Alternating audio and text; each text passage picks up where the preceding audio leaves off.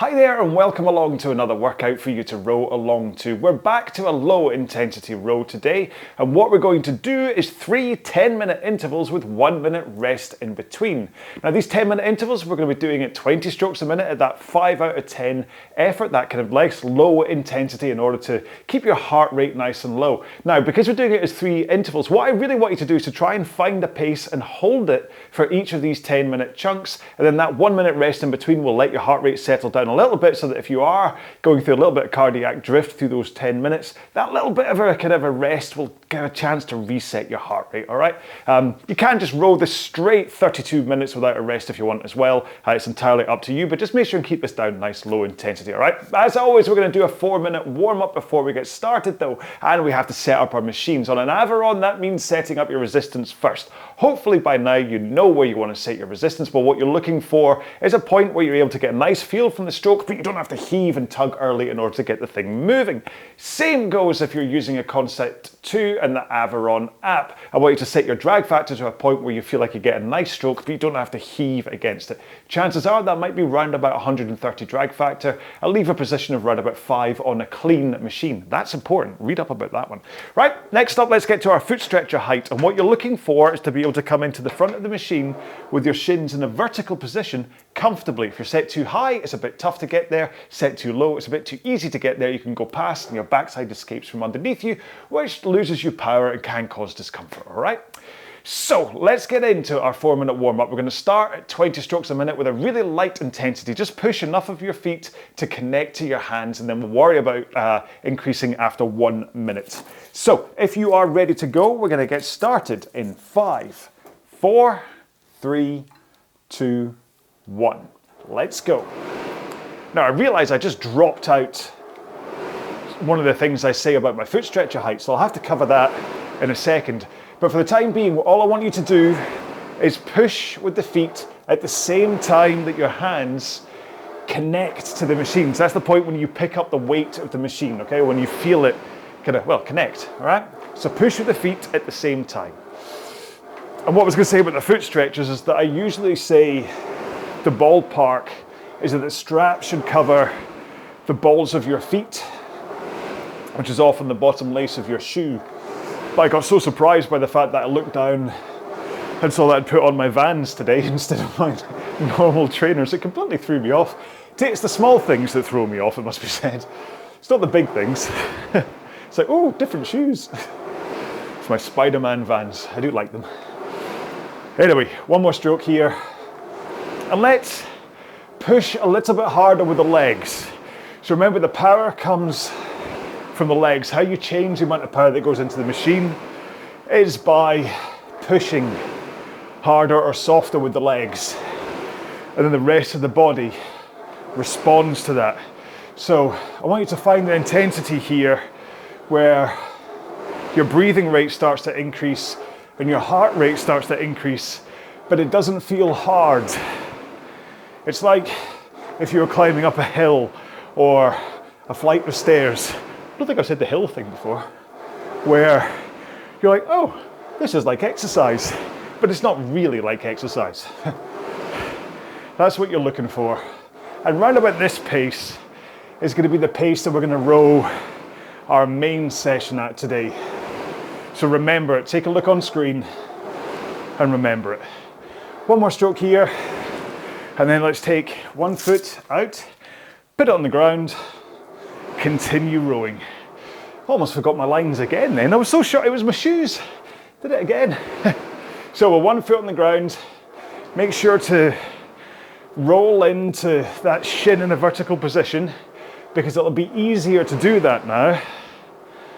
And this will help open up your hips. Do push still with that leg that's strapped in. Let's swap feet.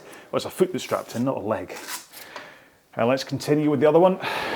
I do tend to interchange legs and hands and feet and arms and stuff. So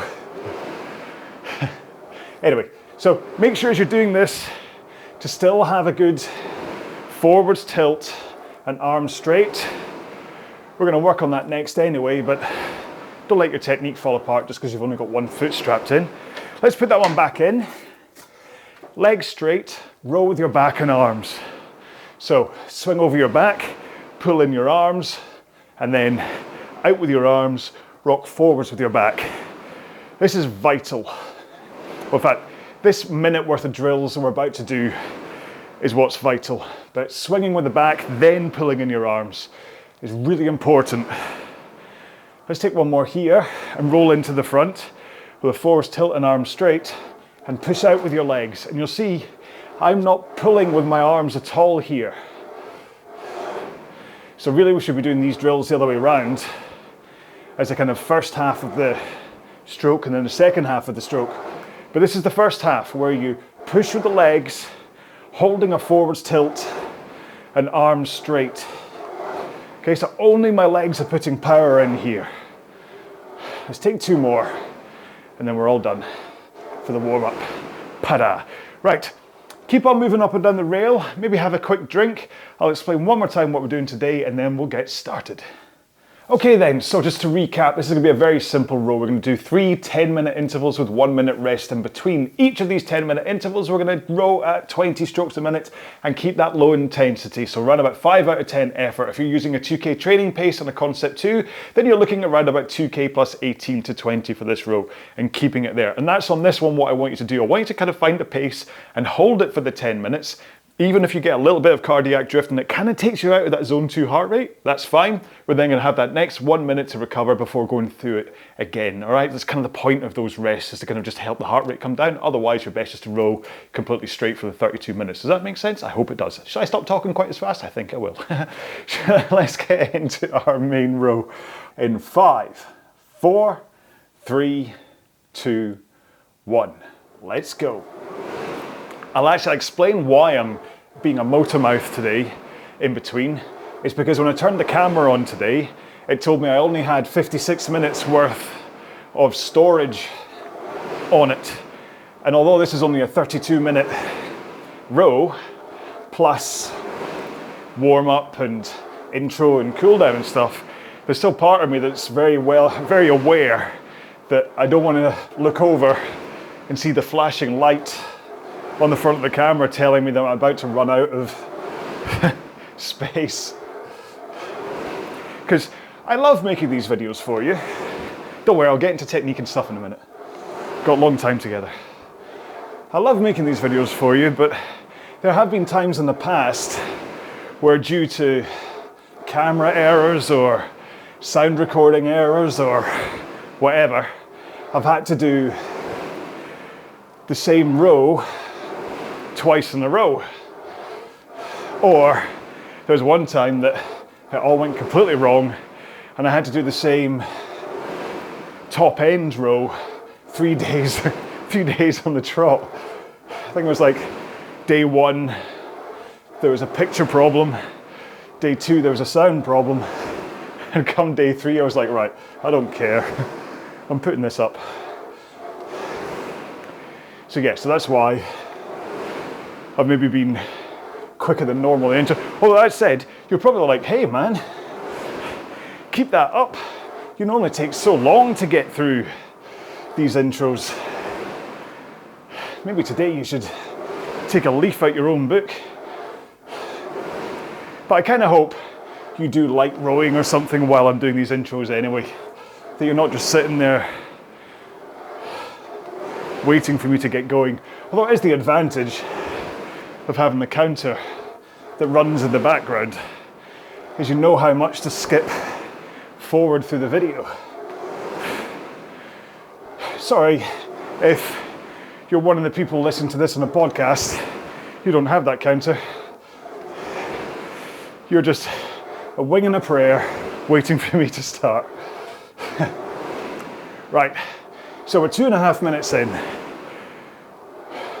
and that hopefully means that on top of the warm-up that we already did, that you are now in a nice kind of fluid state with your body, that any tightness or stiffness that you may have been experiencing when you started today will hopefully have kind of eased off, and you'll be able to think about rhythm and your body positions. So what I will do is we've got about 3.5 minutes gone in this first interval, and if I can try and get a crack on,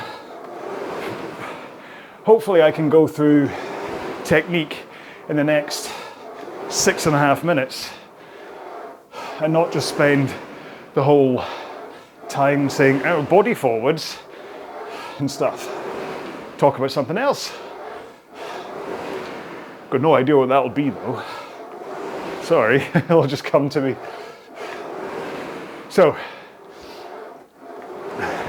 one thing to look at when it comes to technique is a good indicator as to whether you have a good technique is consistency. So if you look at the pace in front of you while you're thinking about technique, if it's wildly going up and down like 5 seconds per stroke difference, chances are you don't have a consistent fluid technique. And so that's why I talk a lot about it, is that if you can get into the same positions at each of the 4 stages of the stroke, and you can get the power in the same sequence, then you should find that when you're rowing on a session like this,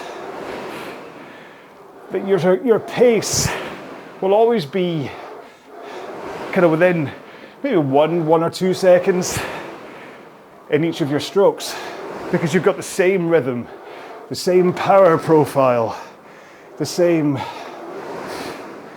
body positions. And then when you have that consistency, that's kind of when you're able to start looking at pacing yourself for rows, knowing what your body is able to put into the machine makes that a lot easier to pace something like a 2K row or a 5K, etc., or well, any row, to be honest. The only rows really you don't think about pacing are 100 meters, 1 minute, 500 meters, possibly the 1K, yeah, and 4 minutes maybe. No, even then you have to start pacing yourself.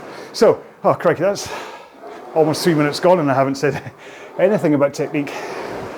So the 4 stages of the stroke are the catch at the front, the drive as you push the power in, the finish as you come to a finish, and then the recovery, it's like the release and recover.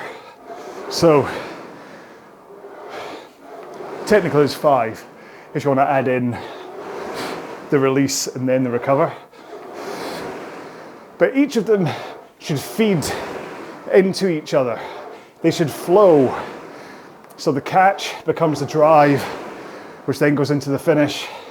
Then you instantly release and recover. I'm never stopped. I'm always moving.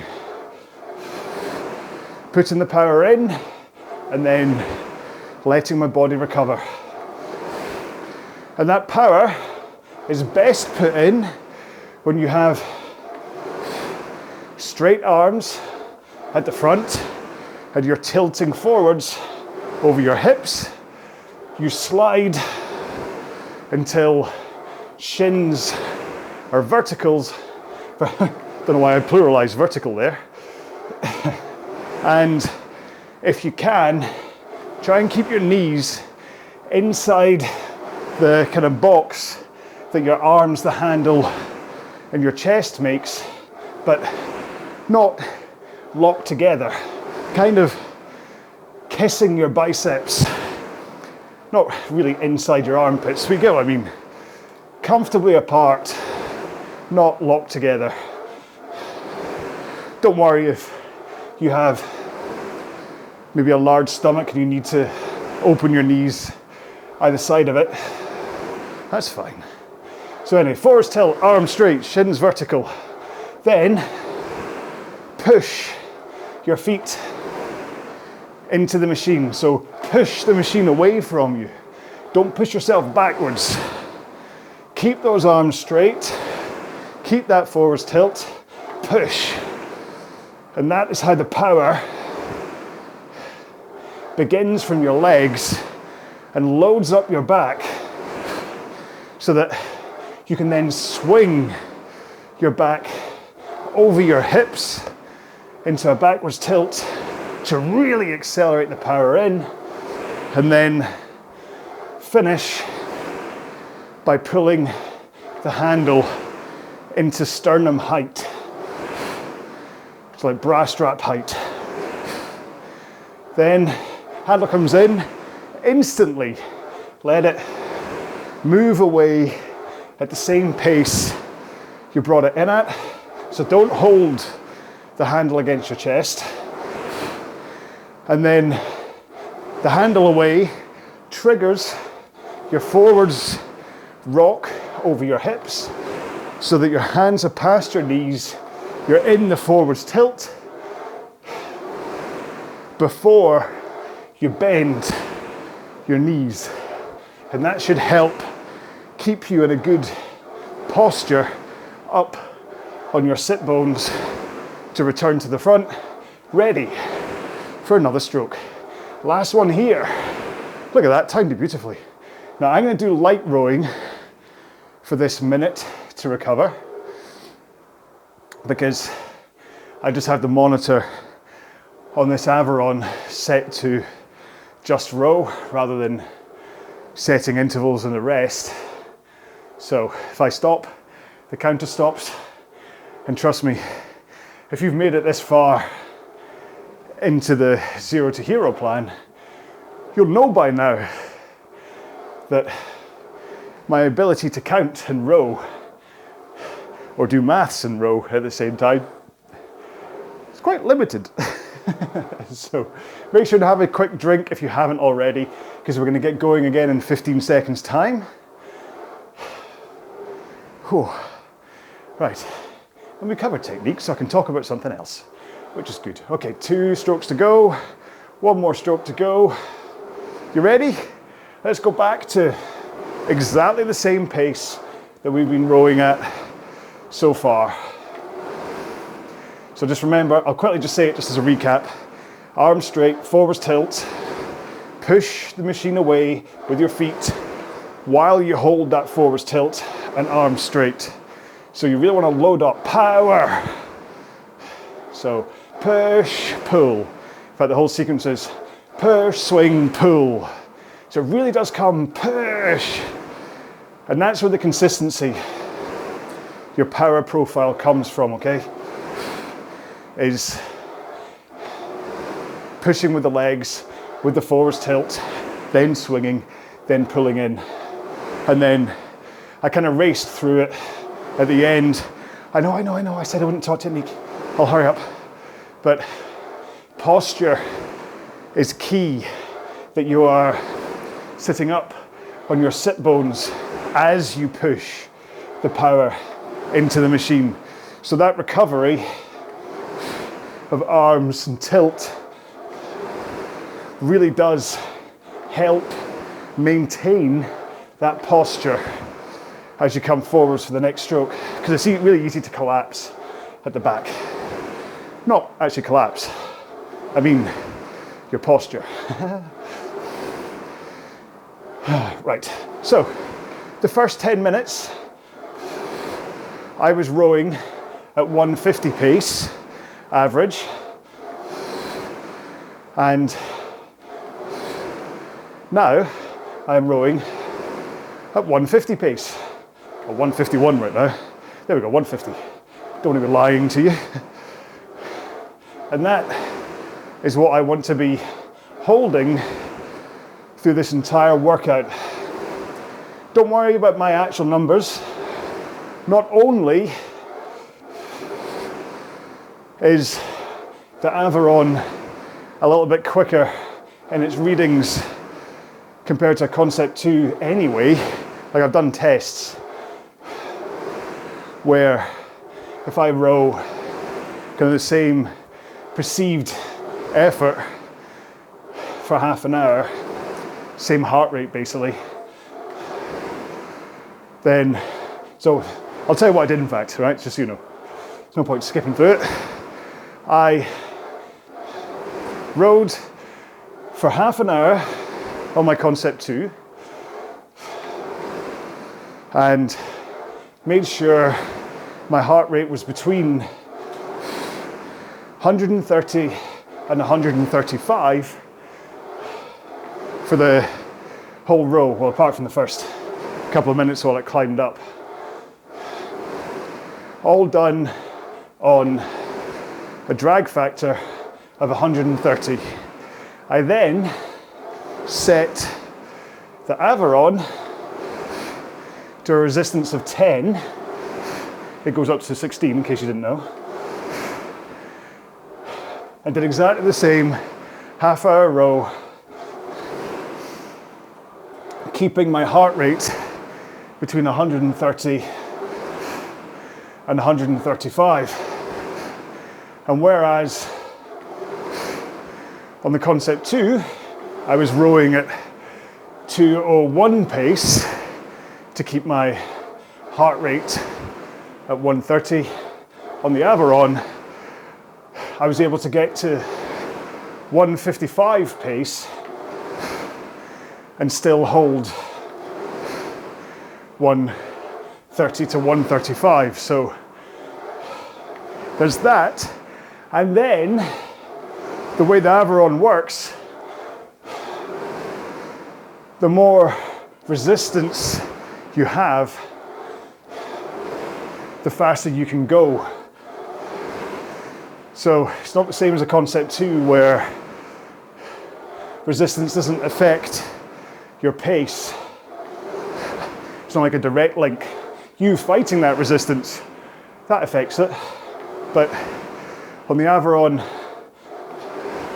more resistance means more pace. So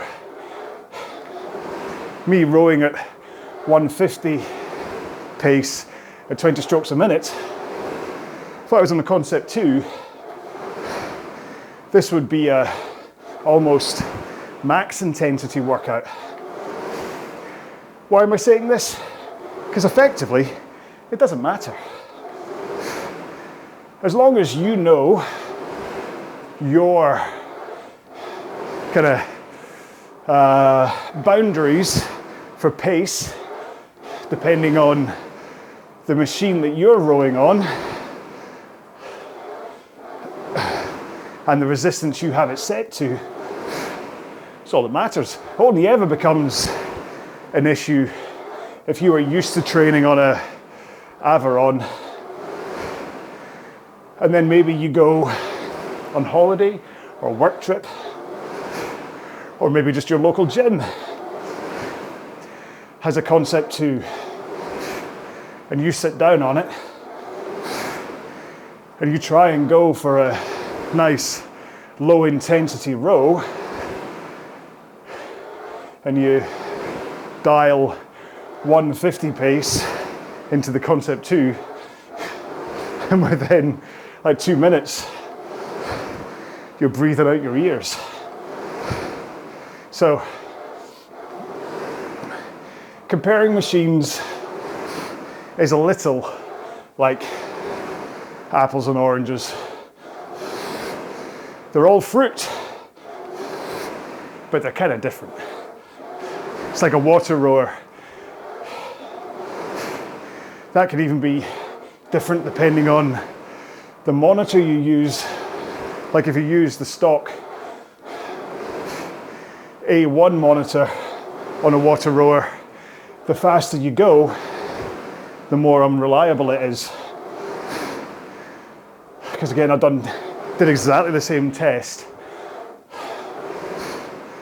on my water rower, and the A1 monitor had me rowing something like 7,800 meters in that half hour, but the Smart Row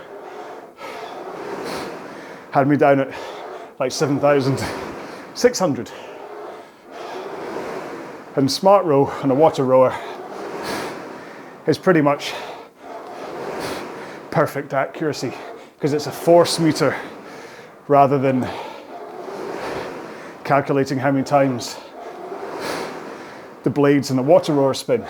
Anyway, sorry, that's enough about other rowing machines, but just in case you've ever been using an Aviron or a Concept 2 or a water rower almost exclusively and then changed machine and wondered why you can't hit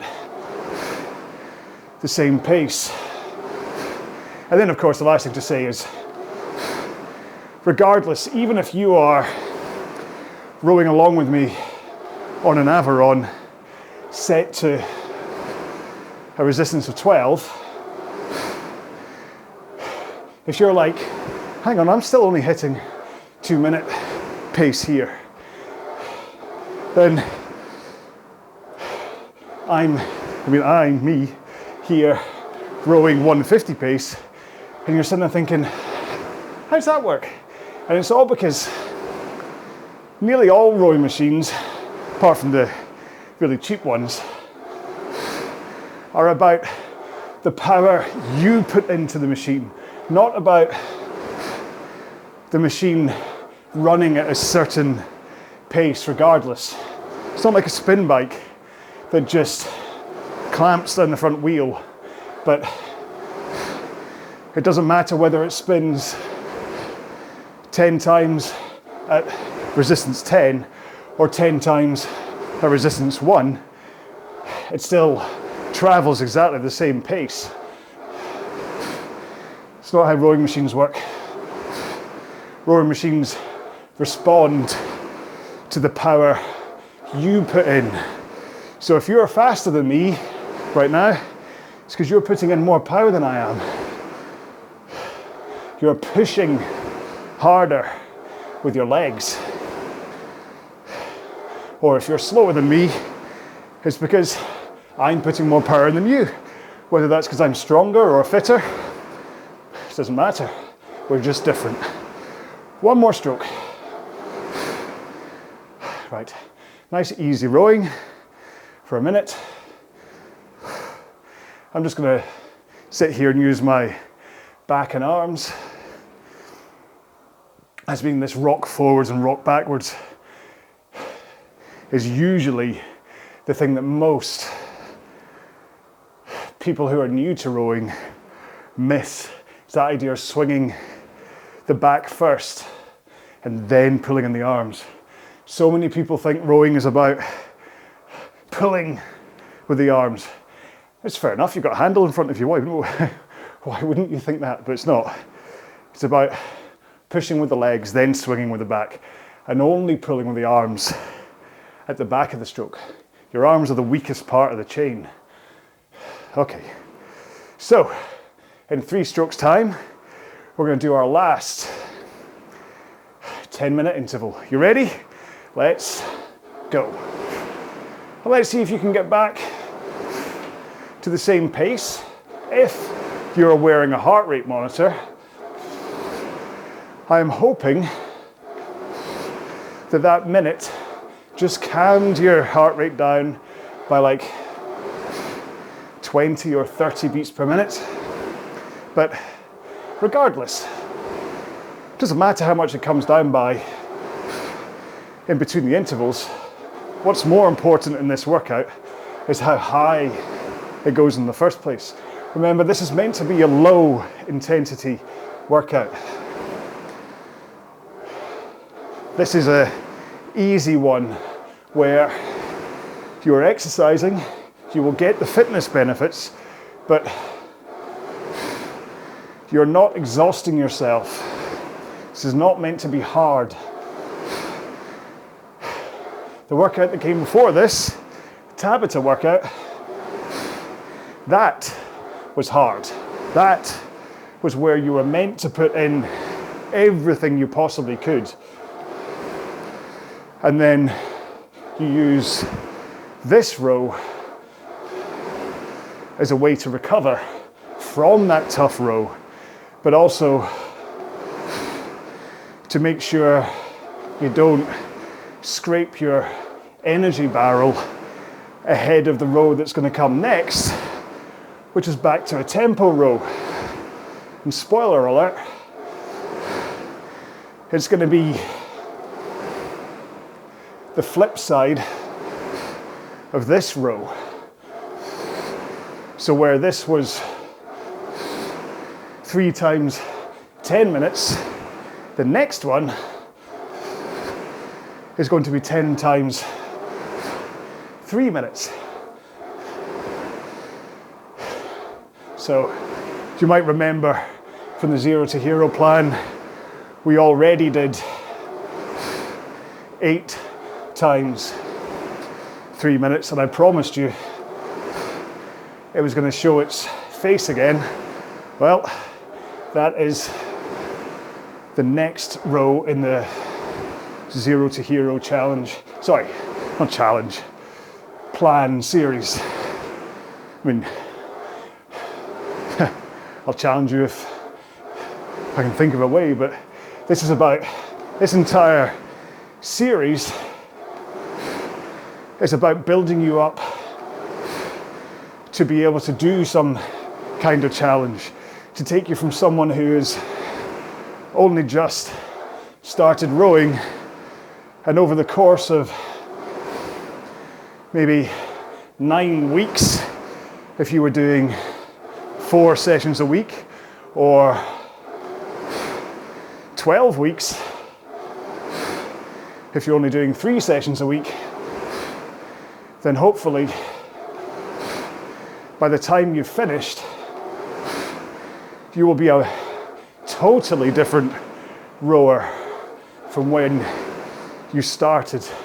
You should have a completely different technique, if you didn't have a good technique when you started, I mean. But you should also be so much fitter. Your core fitness should have really gone up because of all of these low intensity, long rows. But then your power, your speed, and your ability to hold that should, by the end of this series, really be like night and day compared to when you started. That said, this is only row 26 of 36, so we still have a few more to go to get you there, but hopefully by going through this series, you'll have learned a lot about your own body in terms of what you can achieve, but also you'll have learned about what kind of recovery you need, whether you react better to having 2 rest days rather than 1, or whether you really notice the recovery of a row like this helping the rest of what you do. Because of course I'm saying 9 or 12 weeks, but you could do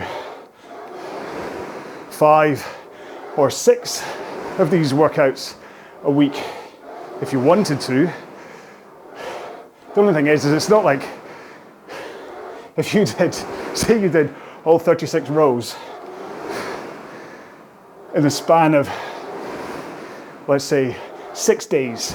Okay, so you sit down, day 1, you do the first 6 rows, day 2, the next 6, after 6 days, you're not going to see the same results as if you took your time, which is why ideally I'd say this plan should have been done 4 or 5 workouts a week with some kind of extracurricular stuff. Like maybe one of the days you go for a bike ride or a swim or a run or ski erg or whatever. Because rowing is amazing, all right? Hopefully you know that's my opinion. But really, if you're looking for all-round fitness, it does make sense to do something alongside rowing.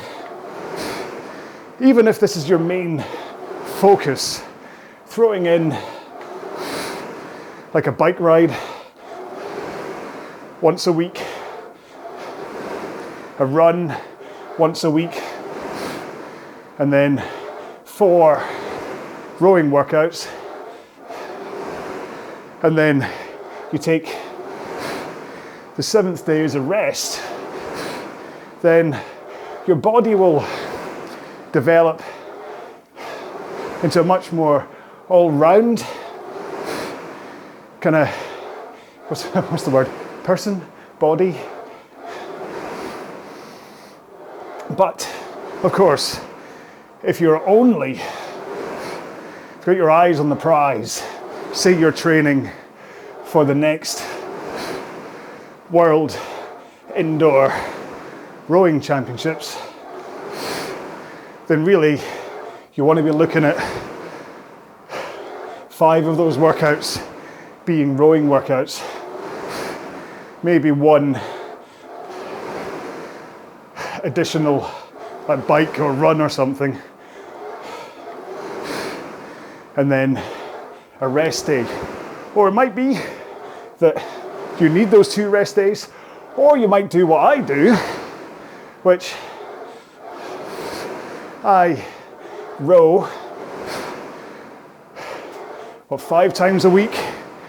I do high rocks training on the 6th day, but I also buddy up different training. So I'm rowing here at lunchtime. Chicken miso noodles are waiting for me. But this evening I will do weights and I'll do 2K on the ski erg. And then another day I'll row during lunch and then go for a run later. But that's because I know my body's ability to recover, and I've spent a long time investigating what my body feels like when I overdo it, and so I hang back from that. But hopefully there was no hanging back in today's row. You just held your pace, good 5 out of 10 for 30 minutes or 32 as we cross that, because we're all done.